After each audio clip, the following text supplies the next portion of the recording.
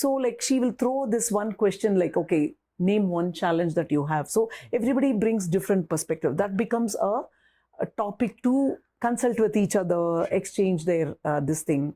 And like, when professor knows there is one area that they are really struggling, she will make it a point to bring it into the course, right? Either she can quickly record an asynchronous podcast or a video, or she can just do another session on it, right? Like even to understand from the learner, like what do they expect out of this course? And also the expectation setting from the professor's point of view as to what she expects them to do, right? So like, the problem solving starts from there. So she will set expectations with them, asking them to pick one problem that they go through, and then along the course, like how they can handle it. So at the end of it, it becomes a project. So along the way, they take notes and they, put in whatever they learn from different topics that they are learning. They will add to it, and then there is a final presentation. So that way the learning is very effective, and along the way it's a learning for our team also. I have learned a lot from their different perspective. Like, for example, a famous politician or an actor, actresses, they are going through a major health issue in the hospital. There are so many fans and, party people who are very anxious about their leader, right? So like, they have to give, media releases now and then. How do they handle it? Right? They also need to learn, right? They all do medicine and they come. But how to handle a big media or people, or say the relatives of a patient also. So all that learning, it's like mutual learning actually. You're putting people together. Peer learning. Peer learning also happens with a discussion forum, a live discussion forum within the course shell, as well as like live webinar sessions like this, right? Great. I think we have covered quite a bit in terms of how online. I think I want to give one more context in which like we talked about individual, right? But there are a lot of universities now want to go online. And also there is inputs from UGCs also to go. So what would, and usually what happens is when they start putting this together, there are this lot of pieces, right? Because when you put together an online team, it is not one individual. You Absolutely. said that you need an instruction designer, you need a subject matter expert, you need a video team, you need a graphics team, you need a content team. So how do we break this down so that a university can get started putting small courses together and slowly build upon it? What would your recommendation, because you have handled such a team, which is slowly grown from a 5-member to a 48-member team. So what would be a starting point for universities to get started with this online teaching journey? Number one is like they have fantastic PhD students and research associates. You can just send them for a short-term course, because this is a new thing. After they finish their PhD, they're all going to be faculty. And digital is the future. So anyway, they have to learn how to teach digitally also. So that could be a starting point. You don't have to invest in a huge team, but invest little on enhancing their skills, using their skills. They're all going to be associated with the university for at least 4 to 5 years. Use their, intellect and, start there. That could be a starting point for the university. And as I suggested, like, you don't need over the top. Now, like, with an iPhone 15 or 16, I mean, that's what Coursera does. So you can just shoot. I mean, shoot in a library like this, or buy a green screen, right? So shoot, and then like, all you need to invest is one video editor who can be a camera person also for you. And then one research associate or a PhD student. That's all, a 3-member team and a faculty. That could be a starting point. But, Ministry of Education invests a lot of money into, helping universities invest in online courses.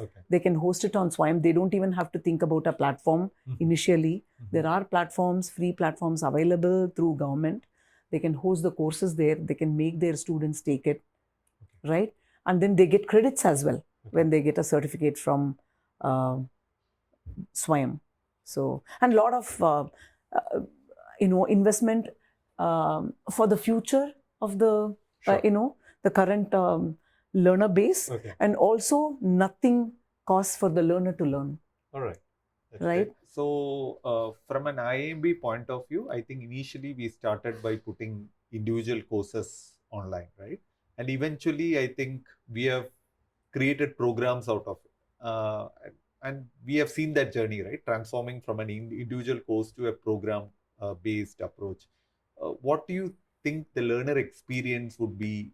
How it's different from just taking individual courses to approaching it from a program point of So actually, the pandemic was the game changer here, view? Okay. right?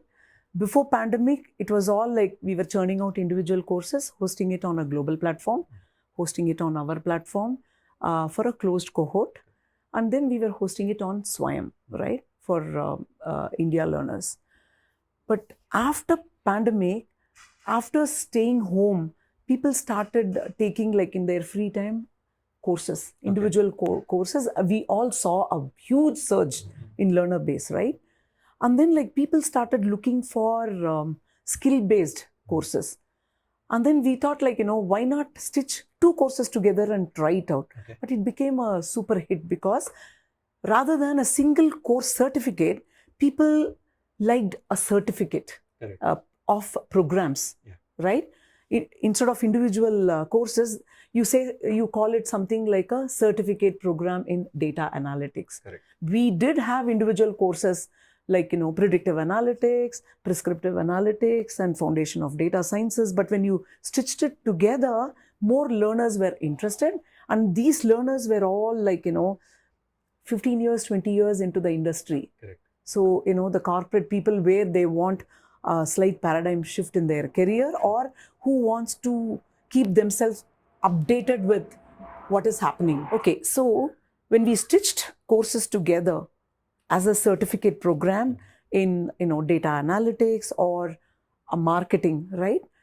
We saw a surge in learners, especially who are working in the industry, right? Like 15 years, 20 years, 5 years, like who want a paradigm shift in their career, or they want to learn more and keeping updated, abreast with whatever is happening. So, like, we thought, like, that's a great way.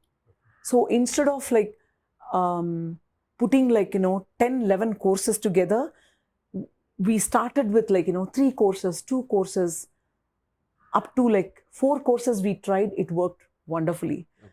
And then we thought, like, these were all like generic programs, right? Like, business management, for entrepreneurship, data analytics. And then when we had a brainstorming session, our director thought, like, why not reach the unreached, right? Like a hospital industry, healthcare industry. They gave so much to the society during COVID. So why not give something for them? So that's when this hospital management 1-year program came up with. So our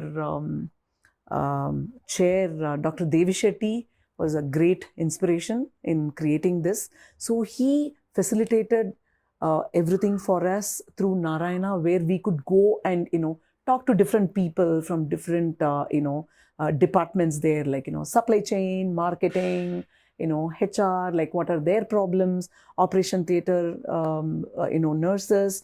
And then we came up with different case studies, and, we started stitching a program.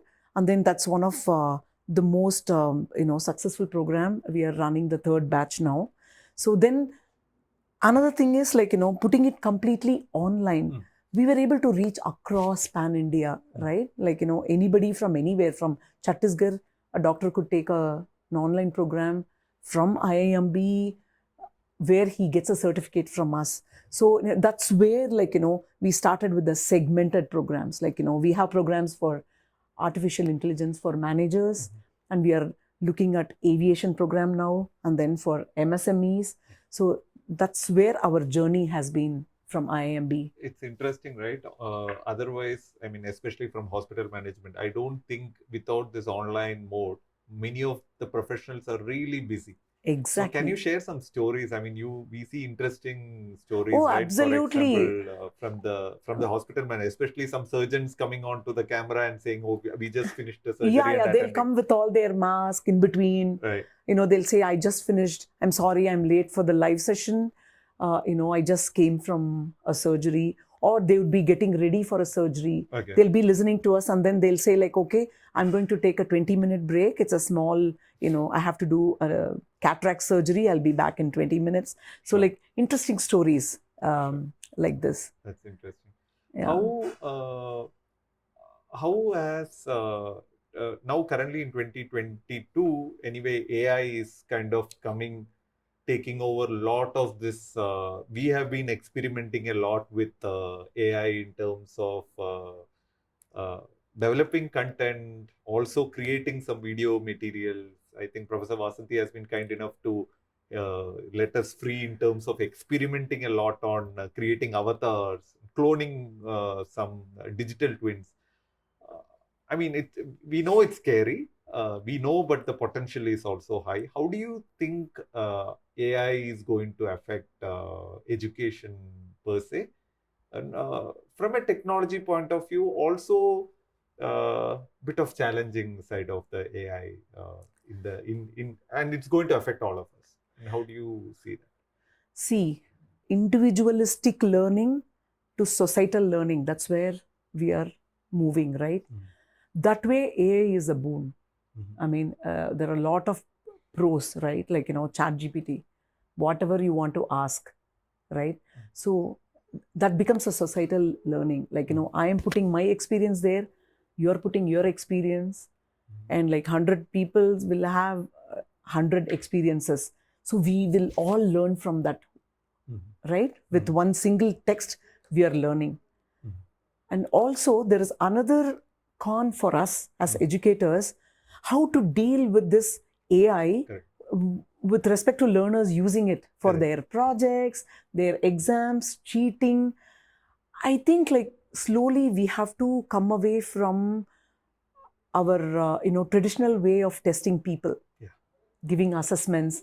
Like you just mug up something, learn the concept, coming and like answering. I think we have to slowly wean away from there, and we have to adapt new, the AI, and like giving them more experiential based assessment. That's how I call it.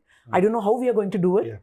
We are still trying to crack it here in IIMB, but that is the way forward. You cannot stop AI. Okay. I mean, it's fantastic, but it also has its setbacks, especially for universities. That is why like the face-to-face education will never ever go. Children coming into college, at least to a certain age, they have to come in and learn. They can use ChatGPT, even the 10th grader can use it for their project. But from the base version, how they are taking it to the next level, that is where I think we need to,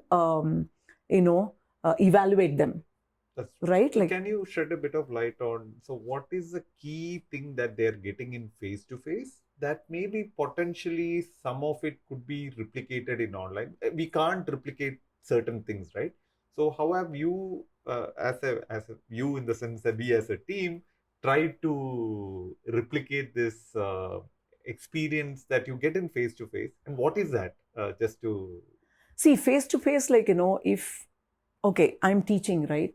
And if the learner is getting distracted, I know that, I am not catching their attention. I know that, like, I'm not making it very interesting. So immediately I can change the topic and I can ask them something personal or make it fun. So you can't do that.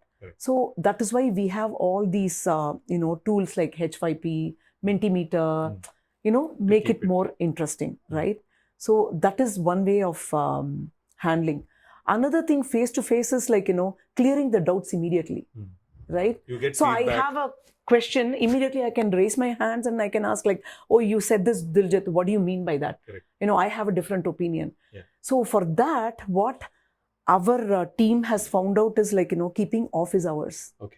So I mean, we are so busy, right? In our own way. I can't be available 24/7 for for them, right? Yeah. So we keep like weekly twice office hours. We give once in the morning, once in the late evening, where we are like available in Zoom, whether people come or not, we give the link. So whoever has doubts, they can come, they can ask, they can interact with the domain expert. So that is one way of doing, right? Another way is like discussion forum. Yes. They will post their question, which is not an emergency. Then we can always answer whenever. And the third way, which you are trying to figure out as a tech head, is building a GPT. Correct. So within the system where you can train it to answer, where globally a learner, when it is middle of night for us, they will still get an answer. Correct. Because there will be a chatbot answering their queries. So, yeah. I mean, we are also trying to do a lot of experiment and playing around, right? There is 20% of experiments which are going on. And I think with AI in that context, the bots were very mechanical. Currently, the bots are also evolving to have become expert systems, and they are able to have more meaningful conversations if you are giving right kind of data per se.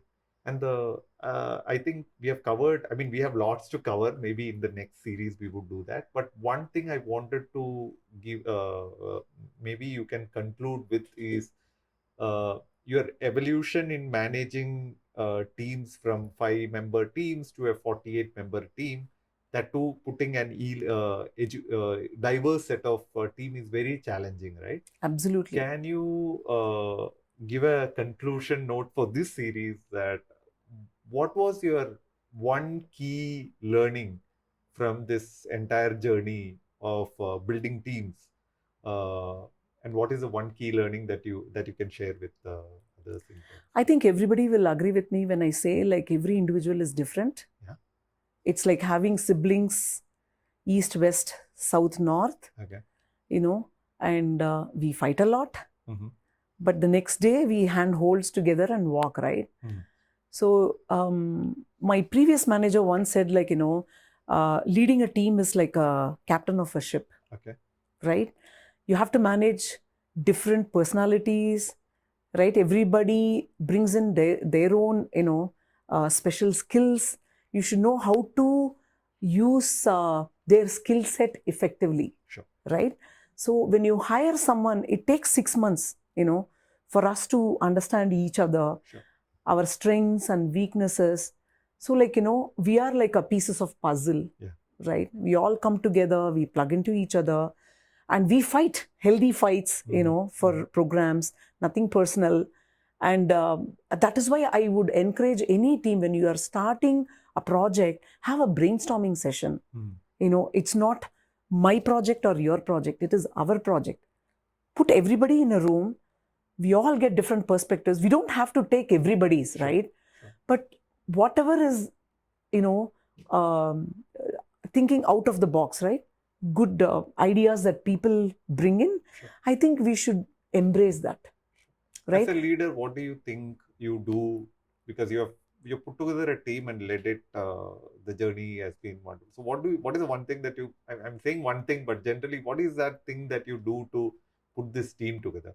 Because it's usually a complex team to put together, right? If it is a single skill set team, it's very easy to put together that team because everybody is doing one thing. When a team members are doing multiple things, what is that you do to bring them all together? I let them learn from each other. Mm-hmm. Multifunctional. I tell them if you're a video editor, that doesn't mean you can't create content, mm-hmm, right? Mm-hmm. Throw them everywhere. Mm-hmm. They learn each other from each other as to what is the other person is doing, sure, right? It's a very open team. That way, I'm blessed with good people, talented people, and anybody who wants to learn a Premiere Pro, sure, they can approach anyone. It's not that this is your role and responsibility. You stick to only that. I don't want you interfering with somebody else. No. Sure. I think that builds a healthy relationship, sure, and that gives them an avenue to learn a lot more, okay, from each other. And another thing I have to tell you is we celebrate everything together. From birthdays to festivals to, and also when there is somebody going through some family issues, we are always together, right? not only knowing a team member as a person, as an employee, knowing them as a friend also is very important for a leader. I think you have So- done that wonderfully well over this one. Any final message? See, that- final messages like the next big thing I am seeing is microlearning. Mhm. So in those days, if you see my dad, he joined at a certain level in, he was with railways. Sure. And like every 3 years, he would get some promotion. And when he came out at a certain level, Correct. right? Correct. It doesn't work anymore. Sure. Even government is pushing like with Karma Yogi platform. So it's like lifelong learning. Sure. Learn, unlearn, Yeah. relearn, right? For Okay. all of us. We have seen it Yeah. in the last 8 years. So micro learning is the next big thing, especially in the industry. Correct. Skill based. Even the management wants it for their employees, Absolutely. and even the employees want to update themselves. So instead of giving like, 5-hour, 6-hour course, I think we need to just put them in nuggets.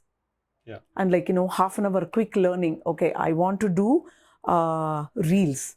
Let us say I want to do reels. How many different ways I can do it? Sure. Do a 10-minute video.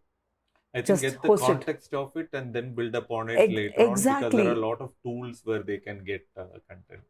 So, I mean, that is where we are Sure. going. And I think we also, I mean, we have not gotten into there yet. Yeah. We are looking at degree programs, diplomas, and certificate from the university point of view.